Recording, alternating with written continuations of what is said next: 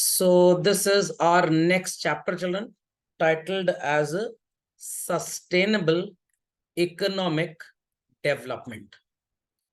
If I talk about a fuel titled as petrol, children, do you think that it would be available to us for many years, children? Absolutely not. So we should use it in such a manner so that कि ये हमारे पास आज भी रहे और future में भी रहे. बट इसकी डिमांड इतनी ज्यादा है और सप्लाई इतनी कम है कि सो कॉल्ड ये फ्यूचर में रहेगा ही नहीं. तो we have switched ourselves on alternative sources of energy, जिसमें सोलर पावर सबसे इंपॉर्टेंट है. तो अल्टीमेटली ये जो कॉन्सेप्ट है सस्टेनेबल इकोनॉमिक डेवलपमेंट का, इसका मतलब यही होता है कि हम रिसोर्सेज को सिर्फ इतना ही एक्सप्लॉइट करें, इतना ही यूज करें कि प्रेजेंट जनरेशन फ्यूचर के लिए उसको मेक अवेलेबल रखे, उसको सो कॉल्ड डिप्लीट या पूरा रिप्लेनिशेस जिसको बोलते हैं कि पूरा का पूरा खत्म ना हो. तो अल्टीमेटली ये कहानी स्टार्ट होती है 1987 से, चिल्ड्रन.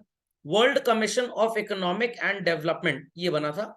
तो यहाँ पे सस्टेनेबिलिटी का मतलब होता है कि आज की जरूरत को हम पूरा करें without compromising the needs of future generations.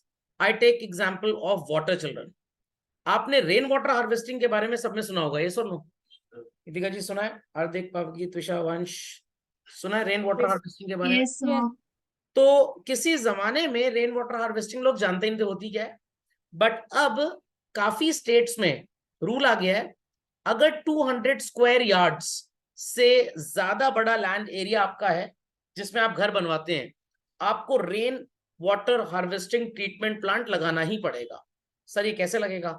आपकी छत पे जगह जगह पे पाइप्स लगा दिए जाएंगे और सो कॉल्ड वो उतना नीचे डिग किए जाएंगे जितना पे आपको लेटर से बोरिंग का पानी मिलता है, मतलब जो जमीन का वाटर टेबल है. और जो रेन वाटर आएगा इकट्ठा कैविटी में कलेक्ट होगा और पाइप के थ्रू वो चला जाएगा वापस वाटर बेड में, तो वेस्ट नहीं होगा. So that is one of the logic of sustainable development. Fundamental logic is clear. तो very quickly people can put the heading in their copies, और उसके बाद एक हेडिंग लिखेंगे इंसेप्शन. और इंसेप्शन में ये एमसीक्यू में पूछा जा सकता है, children. Came into prominence in the report of World Commission of Environment and Development in 1987. So write a very common definition of this: development that meets the needs of present generation without compromising the ability of future generations to meet their own needs. तो आज resources को उतना ही exploit करें कि future generation ये ना सोचे बारिश होती थी, दिवाली होती थी, वगैरह वगैरह. सो ईयर्स अगो, चिल्ड्रन, मैंने मारुति सुजुकी इंडिया लिमिटेड का एक एडवर्टाइजमेंट देखा था जहां पे a father picked the son from his school और बच्चा साइकिल से कार में खेल रहा था. तो उसके पापा ने मजाक में उससे पूछा, क्या तुम्हें बड़े होके कार का मैकेनिक बनना है? कह रहा हाँ बिल्कुल, क्योंकि आने वाले टाइम में फ्यूल तो रहेगा नहीं, लोग मोटर व्हीकल यूज करेंगे नहीं, लोग साइकिल पे ही चलेंगे, तो मैं साइकिल का मैकेनिक बन जाऊंगा. अब ऐसा उस बच्चे ने क्यों बोला, अपने पापा को क्यों जवाब दिया? बिकॉज उसके पापा ने ट्रैफिक सिग्नल पे लाइट रेड होने के बावजूद भी इंजन ऑफ नहीं किया, तो अल्टीमेटली फ्यूल वेस्ट होता गया. सो चिल्ड्रन, आपने ई व्हीकल देखी होगी जरूर, काफी लोगों के पास है भी. ओला की electric bike, many companies are there, और आजकल इलेक्ट्रिक कार्स भी आ रही हैं, टाटा की नेक्सॉन एंड ऑल, Hyundai की कोना, अलग अलग कंपनीज लॉन्च कर रही हैं. तो that is also a step towards sustainable economic development. क्योंकि अगर हम डीजल व्हीकल्स यूज करते हैं तो सुपर पोल्यूशन होता है, पेट्रोल व्हीकल्स यूज करते हैं उससे भी कुछ कम नहीं होता, सीएनजी से भी पोल्यूशन होगा ही होगा. इलेक्ट्रिक व्हीकल से पोल्यूशन नहीं होगा, मैं ये नहीं बोल रहा हूं, क्योंकि जिस फैक्ट्री में बैटरी बनेगी ना वहां पे कार्बन एमिशन होगा. बट चिल्ड्रन, बट हम जितना वहां से कार्बन एमिशन करेंगे उससे कहीं ज्यादा पोल्यूशन रोक लेंगे हम. Got it clear? तो मान लीजिए कि भाई डीजल व्हीकल मैन्युफैक्चर हो, पेट्रोल व्हीकल मैन्युफैक्चर हो, सीएनजी व्हीकल मैन्युफैक्चर हो, तो मैन्युफैक्चरिंग से जो पोल्यूशन होगा एक वो नुकसान, जब वो व्हीकल्स रोड पे चलेंगी कितना कार्बन एमिट होगा एक वो नुकसान.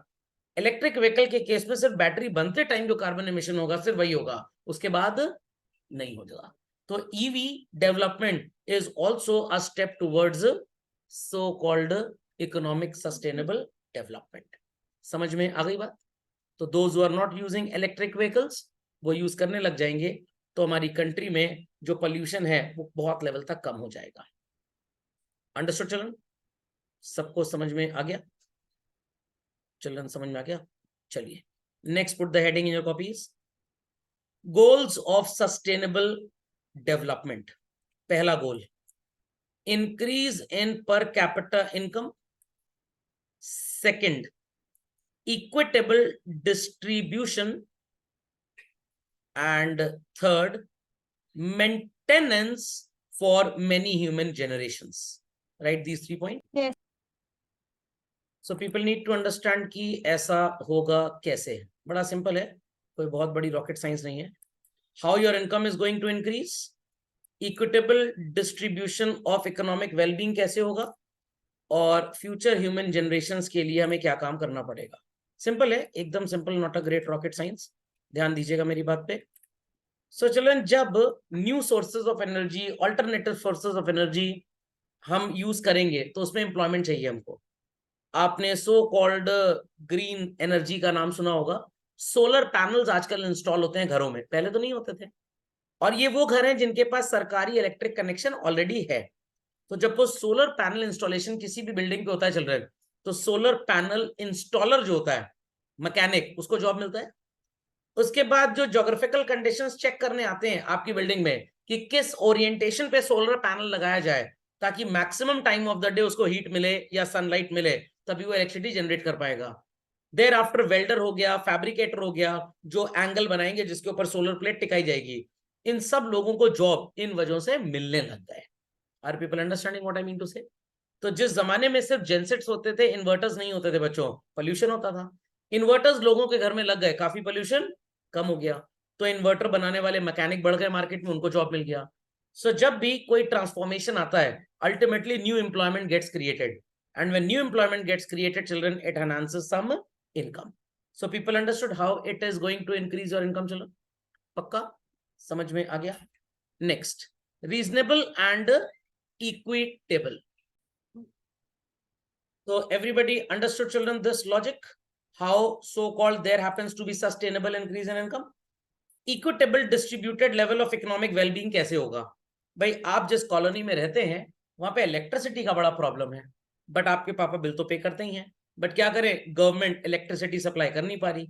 क्यों नहीं सप्लाई कर पा रही? गवर्नमेंट के पास प्रॉब्लम नहीं है। प्रॉब्लम इज दिस कि जितनी इलेक्ट्रिसिटी एनटीपीसी से खरीदते हैं लोकल पावर हाउसेस, आगे जो डिस्ट्रीब्यूट करते हैं, के टेक्नोलॉजी देश में ज्यादा है, तो इसलिए लोग बिल नहीं पे करते। तो लोकल सप्लाई डिपार्टमेंट बोलता है इनकी बिजली काट लो, आपको भी झेलना पड़ता है। तो आपने पैसे खर्च करके सोलर पावर प्लांट अपने घर पे लगवा लिया, तो अल्टीमेटली चिल्ड्रन एडवांटेज क्या होगा आपको कि वो सोलर पावर प्लांट आपको एटलीस्ट काफी हद तक इलेक्ट्रिसिटी फ्री में देता रहेगा।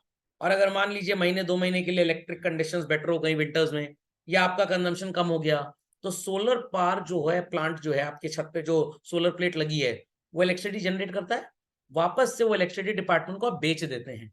तो जितनी आपने उनसे इलेक्ट्रिसिटी खरीदी माइनस जितनी आपने बेची, डिफरेंस आपको बस पे करना पड़ेगा। Not understanding? समझ में आ गया? तो 7 रुपी पर यूनिट पे आप खरीदते हैं, 3 रुपी पर यूनिट पे वो आपसे खरीद लेंगे। तो आपने 500 यूनिट्स इनटेक किया, 200 यूनिट्स का आउटपुट दिया, तो 500 यूनिट्स 7 रुपी के रेट से 3500 आपको बिल देना है, और 200 यूनिट जो आपके सोलर प्लांट ने जनरेट किया वो वापस बिक गया उनको, आपका इतना कंजम्पशन ही नहीं है 3 रुपए के हिसाब से, तो आपके 500-600 रुपए बिल में 10% लगभग कम हो गया। हाँ जो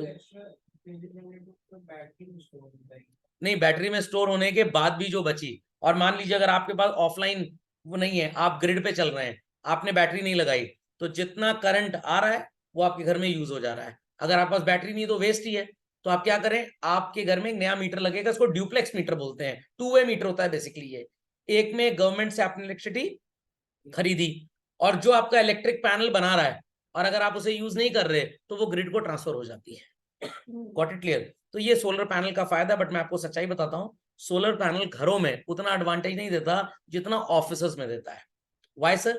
भाई मेजोरिटी ऑफिस, या आपने स्कूल का एग्जाम्पल ले लीजिए, मान लीजिए आपके स्कूल की बिल्डिंग के ऊपर सोलर प्लेट्स लग गई, तो स्कूल तो 2 बजे 2:30 बजे बाद बंद, धूप तो शाम को 5 बजे तक रहती है, तो वो 3 आवर्स में जो इलेक्ट्रिसिटी जनरेट होगी वो ग्रिड को सेल हो जाएगी।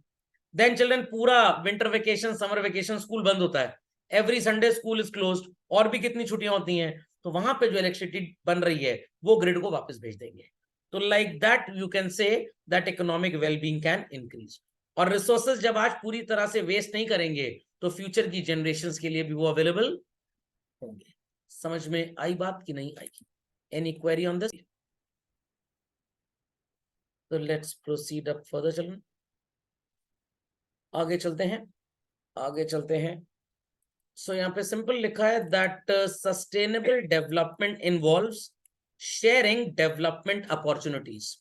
अभी रिसेंटली बच्चों चंद्रयान लॉन्च हुआ, तो नासा को समझ में आया कि इंडिया की टेक्नोलॉजी खर्चीलू भी नहीं है और इफेक्टिव भी है, तो उन्होंने रिक्वेस्ट किया है कि हमारे साथ टेक्नोलॉजी अपनी शेयर करें। सिमिलरली इंडिया में कनाल्स होते हैं, चलो नहर, खेतों के बीच में लोगों ने नहर देखी होगी। अब लोग कहेंगे सर हम कभी खेत में गए नहीं। अरे आप गांव में थोड़ा आते हैं जो खेत में जाएंगे, टीवी वगैरह में, सो कॉल्ड वीडियोस वगैरह में। तो काफी कनाल्स में, मैं नॉर्थ इंडिया की बात कर रहा हूँ, गर्मी बहुत ज्यादा पड़ती है नॉर्थ इंडिया में ना, नॉर्दर्न हेमिस्फीयर में गर्मी बहुत ज्यादा पड़ती है, तो नॉर्थ इंडिया में गर्मी बहुत पड़ती है। तो कनाल्स में क्या होता है बच्चों, पानी सूख जाता है, तो ये पानी खेती के काम नहीं आता।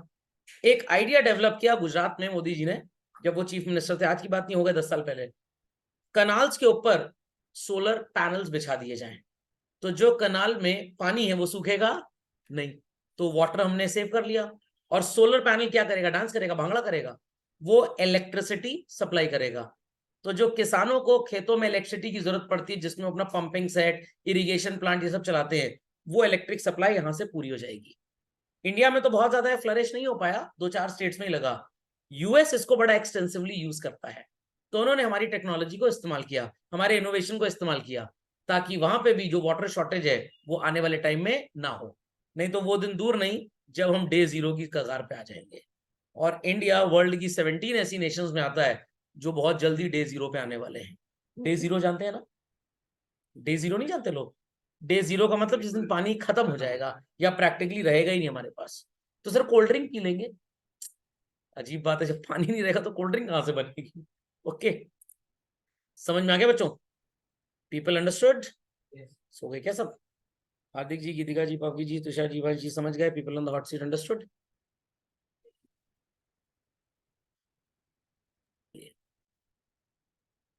So please put the heading, children. Important factors determining long run development opportunities. पहला है बच्चों नेचुरल स्टॉक। इंडिया में जितने ज्यादा मिनरल रिसोर्सेज होंगे हम एक्सपोर्ट उतना ज्यादा कर पाएंगे। ऑयल जितना ज्यादा इंडिया में होगा, इंपोर्ट करने के लिए उतना पैसा देना पड़ेगा। Stock of fisheries in the ocean, forest reserves, quality of air, water and soil. People must be knowing that many people from foreign countries come to India for medical tourism. पता है medical tourism क्या होता है? Hospital में जाके घूमते टहलते हैं, इलाज कराने इंडिया आते हैं। क्यों आते हैं इंडिया? यहाँ इलाज बहुत सस्ता है और यूएस वगैरह में इलाज बहुत महंगा है। मेरा भांजा है, उसको दांत में प्रॉब्लम हो गई थी, छोटे बच्चे चॉकलेट खाते हैं ना, कैन यू इमेजिन चिल्ड्रन, एक टूथ इम्प्लांट का कितना पैसा इंडिया में लगेगा? बहुत बढ़िया से बढ़िया डॉक्टर भी आप ले लेंगे तो 10-11 हजार रुपए ले लेगा, एक दांत का, इससे ऊपर थोड़ा ले लेगा। और ठीक ठाक डॉक्टर मिल गया तो 3-4 हजार में ही काम कर देगा। और बहुत बढ़िया वाला ले लिया तो मान लीजिए 11-12 हजार रुपए। वहां पे बच्चों, my sister paid around 2 lakh rupees plus Indian currency में। पहले उसका दांत टूटा चॉकलेट खा के, फिर उसको तोड़ा गया कायदे से। हार्ट सर्जरी मेदांता में भी इंडिया में आप करा लें, लखनऊ में 5 लाख 6 लाख रुपए। दिल्ली में चले जाए तो भाई 7-8 लाख मान लीजिए। मुंबई चलिए थोड़ा और कोई महंगा हॉस्पिटल हो 10-11 लाख। यूएस वगैरह में 50 लाख रुपए लग जाता है इसका। क्यों सर, ऐसा क्यों? क्योंकि भाई पहली बात तो वहां डॉक्टर्स बड़े कम हैं, लॉजिक समझ में आ गया। प्लस जो उनके इक्विपमेंट्स हैं उनको इस्तेमाल करने वाले डॉक्टर्स भी बहुत कम है, तो उनको ज्यादा स्टाफ एंगेज करना पड़ता है। वो इतना ज्यादा पैसा इसलिए लेते हैं कि अगर कोई मेडिकल नेग्लिजेंस हो गया तो करोड़ों रुपए प्रीमियम और पेनल्टी भरनी पड़ती है डॉक्टर को और हॉस्पिटल को। तो 10 लोगों से 50-50 लाख रुपए ले लो, 5 करोड़। अगर 1-2 लोग ऑपरेट करते समय मर भी गए और 2 करोड़ देना भी पड़ गया तो हॉस्पिटल को नुकसान नहीं होता। हमारे यहाँ मेडिकल नेग्लिजेंस के ऊपर कुछ होता ही नहीं है, तो इसलिए हमारे सस्ते में कर देते हैं। तो इसलिए वहां पे मेडिकल बड़ा महंगा है, और अगर लोगों का इंश्योरेंस नहीं है स्पेशली यूएस एंड यूके में, तो समझ लीजिए आप तो गए काम से। समझ में आ गया? Very expensive medical treatment is there. यहाँ पे मेडिकल की पढ़ाई बहुत सस्ती है। कुछ कॉलेजेस में तो मैं आपको बता दूं, एएमयू में चिल्ड्रन, अलीगढ़ मुस्लिम यूनिवर्सिटी में ₹1270 साल भर की फीस लगती है कि एमबीबीएस डॉक्टर बनाने में। हाँ, एम्स में तो नेग्लिजिबल फीस है, नेग्लिजिबल फीस, नेग्लिजिबल चल रहा है। प्राइवेट हॉस्पिटल में तो करोड़ों लगता है। तो ये समझ में आ गया। तो जितने ज्यादा मिनरल रिसोर्सेज होंगे, मिलेट्स, इंडिया में क्यों बोला जा रहा है मिलेट ज्यादा खाइए, क्योंकि गेहूं खाने से सो कॉल्ड आपकी बॉडी में ज्यादा डायबिटीज होने की प्रॉब्लम है। मिलेट्स वगैरह में, बाजरा वगैरह जो होता है, इसमें प्रॉब्लम नहीं है। प्लस हमारे यहाँ इसकी खेती बहुत ज्यादा होती है, बाकी अनाज हम एक्सपोर्ट करके इतना पैसा कमा लेंगे जिससे एक तो हमारी हेल्थ ना खराब हो, मिलेट्स वगैरह खाने से, गेहूं खाने से हेल्थ खराब हो सकती है। ये न्यू रिसर्चेस हैं चल। तो नेचुरल कैपिटल सबको समझ में आ गया। गल्फ कंट्रीज क्यों इतना पैसा कमाती हैं? They had huge oil stock. US पे चल रहे हैं 37-38 रुपीज लीटर इंडियन रेट के हिसाब से पेट्रोल का प्राइस है। रशिया में fuel is very cheap, why? Because उनके पास इसके रिजर्व बहुत ज्यादा है, और हम अपना 90% से भी ज्यादा क्रूड ऑयल इंपोर्ट करते हैं। आपने अगर हिल स्टेशंस की बात की हो, Mukteshwar, Dhanaulti, AQI level, average air quality index 26 का होता है चिल्ड्रन। दिल्ली में होता है 2600 का। तो दिल्ली की हवा में अगर आपने सांस ले ली तो समझ लीजिए 2-4 सिगरेट आपने स्मोक कर ली। एंड AQI लेवल धनौल्टी में 26 का होता है, which is perfect for your liver. इसीलिए जो लोग पहाड़ों में रहते हैं उनको ज्यादा एस्थमा का प्रॉब्लम नहीं होता, और जो लोग प्लेन एरियाज में रहते हैं उनको एस्थमा का प्रॉब्लम इसीलिए होता है। ऐसा नहीं कि उनके लीवर या लंग्स या किडनी में कोई problem, no no no no no, जो एयर इनटेक है वही गड़बड़ है, तो वो अंदर जाके आपकी बॉडी को इन्फेक्ट करता है। Whereas people who live in so called hilly areas, उनको ये सब प्रॉब्लम होती नहीं है, उनकी जो एयर है वो बड़ी प्योर और फ्रेश है, इसलिए उनको मेडिसिन पे ज्यादा पैसा खर्च नहीं करना। दैट्स वाई अगर शिमला में या जम्मू एंड कश्मीर में, मतलब हिमाचल प्रदेश और जम्मू एंड कश्मीर में बाहर से इंडस्ट्रियलिस्ट चले जाएं होटल वगैरह सेटअप करने के लिए, तो वहां की पब्लिक बड़ी अनॉयड हो जाती है। यही कुछ रीजंस हैं जो ट्राइबल्स ही थे, आदिवासी लोग, वो क्यों जंगल वगैरह में किसी को घुसने नहीं देते, बिकॉज उन्हें पता है कि अगर शहर से अर्बन एरिया से कोई आएगा तो यहाँ की सीनिक नेचुरल ब्यूटी देख के यहाँ पे होटल खोल डालेगा, टूरिज्म बढ़ेगा, जिससे पोल्यूशन और बढ़ेगा, और हमारा जो so called quality of air water soil है पूरी तरह से खराब हो जाएगा, सस्टेनेबल डेवलपमेंट नहीं होगा। तो वो लोग कभी स्कूल कॉलेज नहीं गए, बट अकल उनके पास हमसे ज्यादा है। सो people understood natural capital children. Physical capital, plant, machine, तो मैन मेड चीजें जो होती हैं दैट इन्वॉल्व फिजिकल कैपिटल, जो गॉड मेड है दैट इज नेचुरल कैपिटल। और हमारा इंटेलेक्ट, एजुकेशन और स्किल की वजह से जो बढ़ता है children, that is known as human capital. तो जिस कंट्री में ये तीन बहुत बढ़िया है, उस कंट्री में कभी भी प्रॉब्लम नहीं आएगी। यूएस का एक एग्जांपल देता हूं चिल्ड्रन। आपने कॉमनवेल्थ नेशंस का नाम सबने सुना होगा, यस और नो? हार्दिक जी, गीतिका जी, पावकी जी, तुषार जी, वंशी, सुना है? Yes sir. Years ago bill Clinton नाम सुना आपने? जो यूएस के प्रेसिडेंट रह चुके हैं। बिल गेट्स तो माइक्रोसॉफ्ट के सीईओ हैं, चेयरमैन है। तो बिल क्लिंटन साहब को कॉमनवेल्थ नेशंस में एज अ स्पेशल इनवाइटी बुलाया गया, और काफी कंट्रीज ने बोला कि आप अपना 1/3 एग्रीकल्चरल प्रोड्यूस सरप्लस जो आपके पास होता है अलास्का में फेंकते हो, why not donate it to Africans who die due to starvation in large number. तो पता है बच्चों, बिल क्लिंटन ने क्या बोला था? फ्री में खाने की आदत पड़ जाएगी तो कभी खरीदने की हैसियत नहीं बना पाएंगे। हमें फेंकना मंजूर है, बट हम इन्हें फ्री में नहीं देंगे। तो ultimately they came down to the conclusion कि हम इनके जो नेचुरल ऑर्गेनिक फार्म्स हैं वहां खेती करेंगे, खाना उगाएंगे, एग्रीकल्चर प्रोड्यूस, और यूएस ले जाएंगे, और यूएस के फार्म्स में जो खाना उगेगा वो इनको दे देंगे, that is full of fertiliser, pesticide, inorganic basically. तो इसीलिए इनऑर्गेनिक खाना खा खा के अफ्रीकन थोड़े हेडम्बी साइज के हो जाते हैं, और बढ़िया फूड अमेरिकन खाते हैं जो अफ्रीका के ऑर्गेनिक फार्म्स में उगाया जाता है। एम्वे का नाम सुना है चलन? एम्वे की 90% खेती अफ्रीका में होती है, इसीलिए उनके प्रोडक्ट्स बेस्ट हैं, इसीलिए वो नेचुरल प्रोडक्ट्स हैं जिनको खाने से आपकी बॉडी टोन हो जाती है, आपको दुनिया भर की बीमारियां नहीं होती हैं। क्या? हाँ, कोको का प्रोडक्शन बहुत ज्यादा होता है। अब कोको का प्रोडक्शन होता तो अफ्रीका में है, बट पैसा कौन कमाता है? यूएस की नेस्ले। समझ में आ गया? वो वहां से बीन्स रोस्ट करके सब ले जाते हैं, सिर्फ डिब्बी में पैकिंग करके पूरे वर्ल्ड में एक्सपोर्ट करते हैं। Logic understood? तो दिस इज कि भाई अफ्रीका में नेचुरल कैपिटल तो है, उनके पास पैसा नहीं, क्यों मशीनें बना पाए, गरीब देश है बेचारे, और प्लस एजुकेशन भी नहीं है तो ह्यूमन कैपिटल भी नहीं है। यूएस के पास नेचुरल कैपिटल नहीं है, फिजिकल कैपिटल है जिससे ह्यूमन कैपिटल बना लेते हैं। समझ में आ गया? इंडिया में भी ह्यूमन कैपिटल के ऊपर, स्किल डेवलपमेंट के ऊपर काफी काम किया जा रहा है। Got it clear? अभी 2025 अप्रैल 1 से चल रहा है, आपकी स्कूलिंग तो खत्म हो जाएगी। Right from prep to post graduation, तब आप यूनिवर्सिटी वगैरह में होंगे, साल के 2 सर्टिफिकेट कोर्सेज 50 आवर्स के सबको करने ही करने हैं, जिस भी एरिया ऑफ इंटरेस्ट को आप लेके चले, नहीं तो आपकी एकेडमिक एजुकेशन को इनवैलिड माना जाएगा। United Nations in support with Microsoft and CBSE is working a plan, जो स्टार्टिंग में 5 कंट्रीज में लागू होगा, उसके बाद धीरे धीरे पूरे वर्ल्ड में चलेगा, ताकि इससे ह्यूमन कैपिटल बढ़ाई जा सके। समझ में आई बात कि नहीं? पक्का? तो पढ़ाई लिखाई से ह्यूमन कैपिटल बढ़ती है, मैन मेड मशीन्स को फिजिकल कैपिटल बोलते हैं, और गॉड मेड को नेचुरल। तो मान लीजिए कि भाई आपके घर के अगल बगल ढेर सारी सो कॉल्ड वेकेंट खाली जमीनें पड़ी हैं, आपने अकल लगाई और वहां पे टीक प्लांटेशन चालू कर दिया। टीक प्लांटेशन जानते हैं ना? टीक वुड नहीं सुना? सागवान का पेड़, छोटा सा पेड़ आता है 50 रुपए का, बट उसको उगने में, बड़ा होने में 10 साल लगते हैं। 10 साल बाद एक एक पेड़ 2-2 लाख रुपए, 1-1 लाख रुपए, 1.5-1.5 लाख में बिकेगा।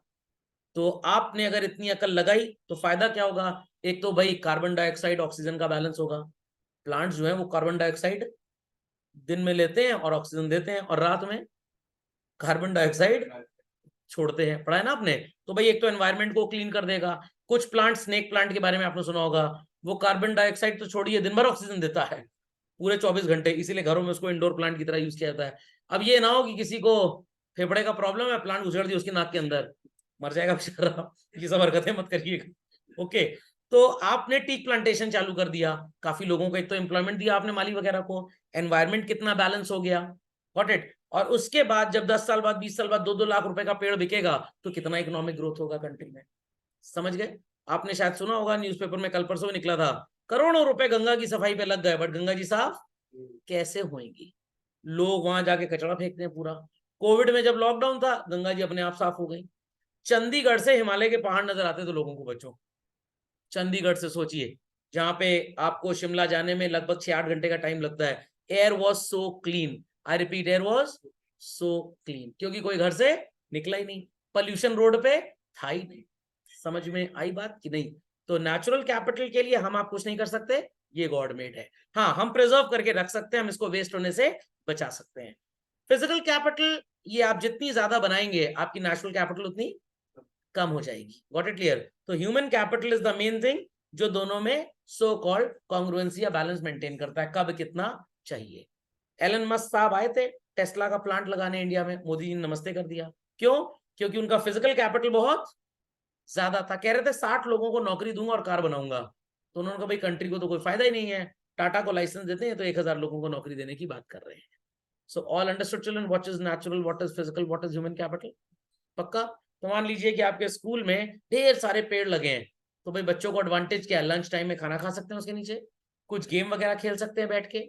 इसी के अगेंस्ट अगर एसी रूम्स बना दिए जाएं, सोचिए कितना क्लोरोफ्लोरोकार्बन एमिट होगा एनवायरनमेंट में, और वो सिर्फ नुकसान पहुंचाएगा, फायदा कुछ नहीं पहुंचाएगा। बच्चे दिन भर एसी में घुसे रहेंगे, क्लासरूम के अंदर, लेबोरेटरी के अंदर, गेम्स रूम के अंदर, उनकी बॉडी में विटामिन डी की कमी हो जाएगी, क्योंकि नेचुरल सनलाइट मिली ही नहीं उनको। अंडरस्टूड? झटपट नोट डाउन कर ले बच्चों। सो चिल्ड्रन, कैपिटल एसेट इन सबको मिला के होता है नेचुरल, फिजिकल एंड ह्यूमन। तो याद रख लीजिए NPH. What? Simple as that. चलिए, कंडीशंस फॉर सस्टेनेबल डेवलपमेंट। पहली condition children, renewable natural resources. ऐसे रिसोर्सेज को यूज करें जो रिन्यू हो पाए, या इस तरीके से यूज करें कि सो कॉल्ड जो धीरे धीरे फिनिश हो। तो किसी जमाने में coal was use for producing electricity in turbines, हमने वाटर को यूज करना स्टार्ट किया, बट भाई water is a limited resource, coal तो बहुत ही ज्यादा लिमिटेड है, फॉसिल फ्यूल बनने में कितना टाइम लगता है। तो आजकल नया कॉन्सेप्ट आया चिल्ड्रन, विंड मिल्स का। What? Wind mills. Rajlakshmi group India में है, और इंडिया बच्चों वर्ल्ड की 13 कंट्रीज में आता है जो विंड मिल्स मैन्युफैक्चरिंग करना जानती हैं, क्योंकि India also has a 50% coastal belt, वो वी है ना पूरा अपना, गुजरात से लेकर उधर कोलकाता तक। तो यहाँ पे अगर लगा दिए जाए विंड मिल्स, तो काफी इलेक्ट्रिसिटी वो जनरेट कर सकते हैं। कोयले और पानी से जनरेट की गई इलेक्ट्रिसिटी आपको हमको रेजिडेंस में घर में 7 रुपी यूनिट के हिसाब से मिलती है, शॉपकीपर्स को 10-11 रुपए, बट 13 रुपए, महंगा है, डबल लगभग। विंड मिल्स का जो कॉस्ट आता है चिल्ड्रन 2 से 3.25 रुपए के बीच में आता है। तो अगर विंड मिल से जनरेट की गई एनर्जी हमें आपको मिले तो जिसका हम 7 रुपए पे करते हैं शायद हमको 5 ही रुपए मिल जाए, तो हमारा 30% कॉस्ट कम हो जाएगा। प्लस इस सेक्टर में एम्प्लॉयमेंट बढ़ेगा, इस सेक्टर में वेस्टेज कम है, आई रिपीट वेस्टेज कम है, टरबाइन चलानी पड़ेगी, समझ में आ गया, लोग ज्यादा चाहिए आपको, तो सर इससे तो अनएम्प्लॉयमेंट होगा नहीं, विंड मिल को इंस्टॉल करने में लोगों को नौकरी मिलेगी, जहां फैक्ट्री में बन रही है उसकी मैन्युफैक्चरिंग में जॉब मिल जाएगा इनको। What it clear? जिन कंट्रीज में कोस्टल बेल्ट नहीं है वहां पे विंड मिल्स कम इस्तेमाल होती हैं, बट अगेन चिल्ड्रन जहां पे डेजर्ट है लाइक दुबई वगैरह में वहां पे विंड स्पीड तो है, तो कोस्टल बेल्ट नहीं भी है नो प्रॉब्लम, बट वहां पे भी विंड मिल्स अच्छा काम करती हैं। सो इस राजलक्ष्मी ग्रुप के बारे में अगर मैं अभी देख रहा था यूट्यूब पे कुछ दिन पहले, किसी यूट्यूबर ने लिखा था, अच्छा था उसमें, तो ही टोल्ड कि भाई उस कंपनी को काफी ऑर्डर्स मिले इंटरनेशनल सप्लाई के, जो 1 अप्रैल 25 से उनको सो कॉल्ड सप्लाई करना स्टार्ट करना है, और महाराष्ट्र में सो कॉल्ड इसका ट्रांसपोर्टेशन भी बहुत होता है। तो this is a sort of energy which requires less और लेस इनपुट, बट इससे आउटपुट आपको बराबर मिलेगा। नेक्स्ट सेकेंड पॉइंट लिखिए बच्चों, extraction less than regeneration. Extraction less than regeneration, जितने टाइम पे रिसोर्स फिर से जनरेट होगा उससे कम टाइम के लिए आप उसे इस्तेमाल करें। फॉर एग्जाम्पल कोल बनने में लेटर से 20 साल लगते हैं, तो आप उतना ही कोल यूज करें जितना आपको आज काम है, और रिसोर्सेज इस तरह से रिन्यू हो कि जब तक ये अवेलेबल कोल खत्म हो तब तक नया कोल फिर से आ जाए। So rate of usage should be less than the rate of generation rate should be very high. समझ में आ गई बच्चों बात? वंश जी कहाँ डिस्कनेक्ट हो गए भाई?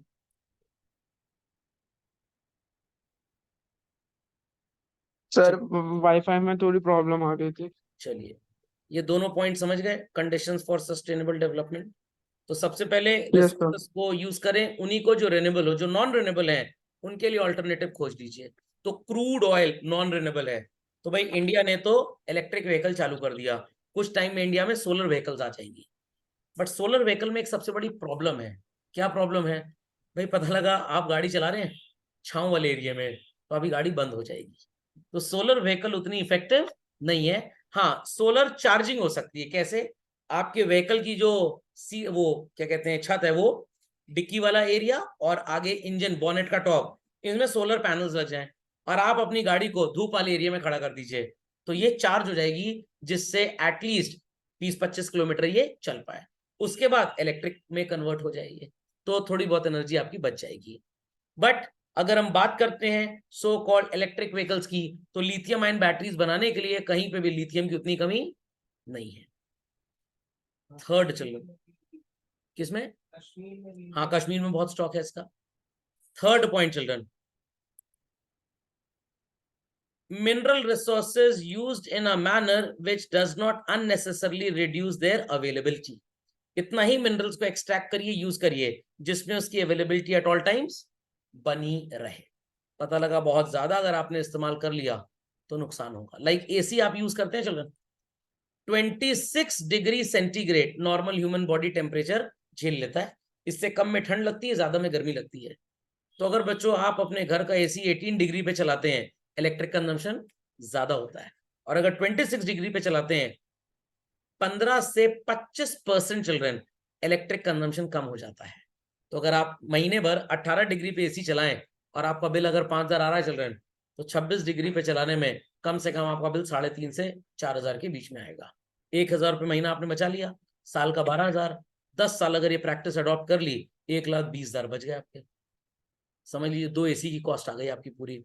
इसीलिए रिसेंटली फ्रॉम 1 अप्रैल 22 चिल्ड्रन जितने एसीज बन रहे हैं बाय डिफॉल्ट वो 24 डिग्री से नीचे जाएंगे ही नहीं, उसका मिनिमम टेम्परेचर 24 ही होगा। बट आप कहेंगे नहीं सर, हमने अभी लिया है लास्ट मंथ एसी सर, वो तो 18 तक जाता है। आपने ट्रॉपिकल एसी खरीदा होगा, उसके लिए गवर्नमेंट ने परमिशन दी हुई है, बट नेचुरली नॉर्मली जो एसीज नॉर्मली बिकते हैं वो 24 से नीचे जाएगा ही नहीं. Like I have 2 air conditioner at my place. एक पे तो टेम्परेचर 16 डिग्री तक जाता है, बट एक में चलना 18 से नीचे जाता ही नहीं. वो गॉट इट. हाँ, वो नहीं जाएगा. वो रूल बना दिया गवर्नमेंट ने ताकि इलेक्ट्रिक कंजम्पशन कम से कम हो.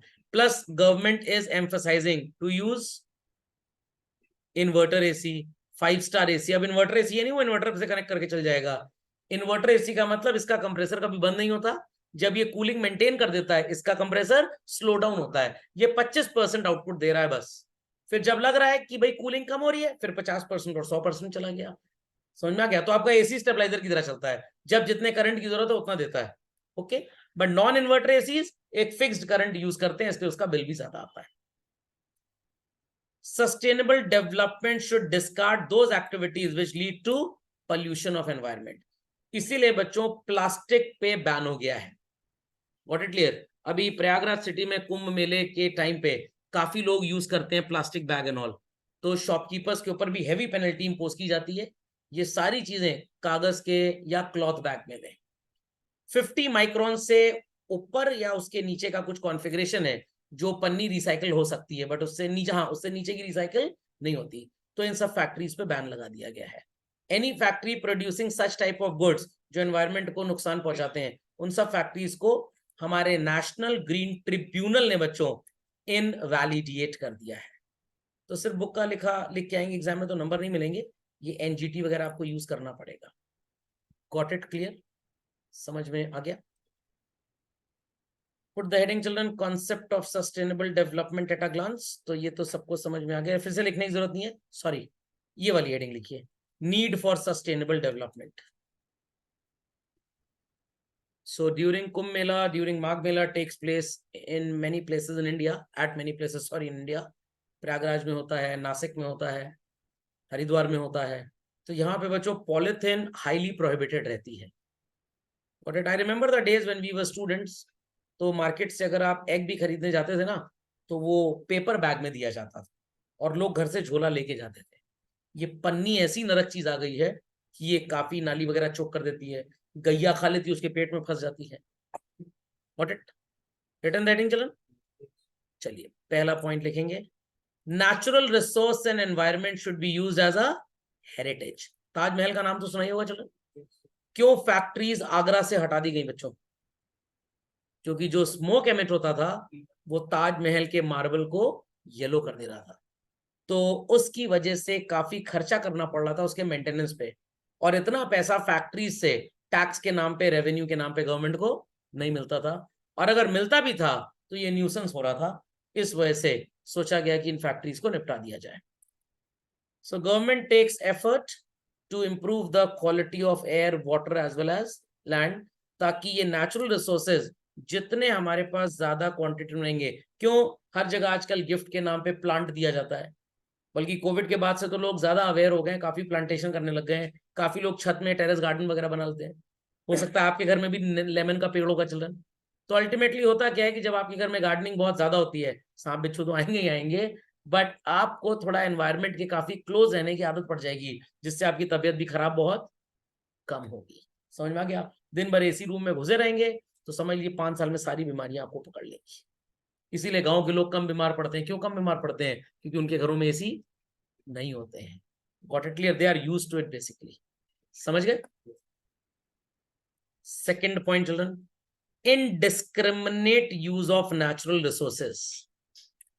So it says many industrialized developed countries of the world have a history of causing rapid depletion of the stock of natural resources.